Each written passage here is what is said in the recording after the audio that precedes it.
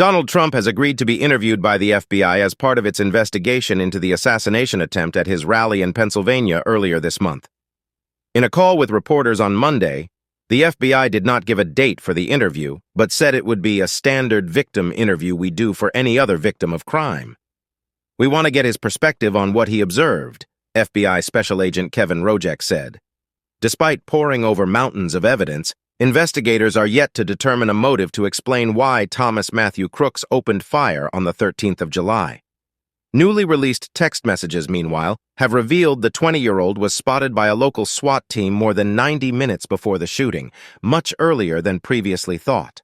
The messages obtained by the New York Times and ABC News will add to the list of security failures that preceded the assassination attempt against the former president. On Monday, the FBI said investigators believe Crooks conducted careful planning ahead of the 13th of July rally and made significant efforts to conceal his activities. That planning, which included 6 purchases of components for explosive devices, was conducted in a manner that would not significantly raise the suspicions of his parents, Mr. Rojek said. Multiple investigations have been launched into what went wrong in securing Butler Fair Show grounds on the 13th of July. Secret Service Director Kimberly Cheadle resigned after admitting failures. On the day of the shooting, the agency was in charge of security within a fenced area, and local law enforcement were responsible for areas beyond that. At 16:19 local time, 21:19 BST, the local police sniper texted 2 colleagues who were in the second floor of a warehouse overlooking the site, telling them he was clocking off. As he left the building, he saw a young man sitting at a picnic table and notified the others, saying in a text, "Someone followed our lead and snuck in and parked by our cars, just so you know." By 1738, Crooks had moved from the table to the warehouse, an American Glass Research AGR building, and pictures of him were taken and shared in a group chat. "Kid learning around building we are in. AGR, I believe it is. I did see him with a rangefinder looking towards stage, FYI. If you want to notify SS snipers to look out. I lost sight of him." Other messages obtained by CBS, the BBC's news partner, showed that at 17:51, a picture of Crooks was forwarded to a local officer, who said that commanders were asking for a direction of travel. About 20 minutes later, Crooks was dead, shot by the Secret Service after opening fire from the roof of an adjoining warehouse. While the FBI investigation is focused on Crooks and his motivations, rather than any security failures that took place, Mr. Rojek said investigators believe that he arrived at the venue at 13:50 on the day of the shooting and flew a drone around the area for 11 minutes shortly after.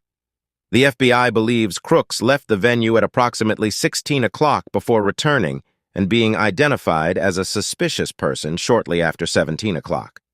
At around 17:30, he was seen using a rangefinder, according to the FBI's timeline, just under half an hour before he was seen walking near the AGR building with a backpack.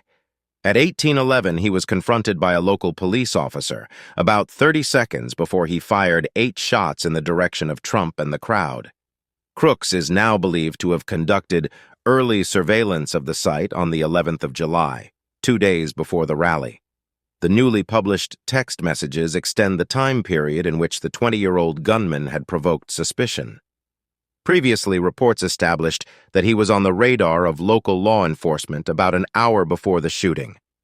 Witnesses told the BBC moments after the shooting they had spotted the gunman on the roof and raised the alarm.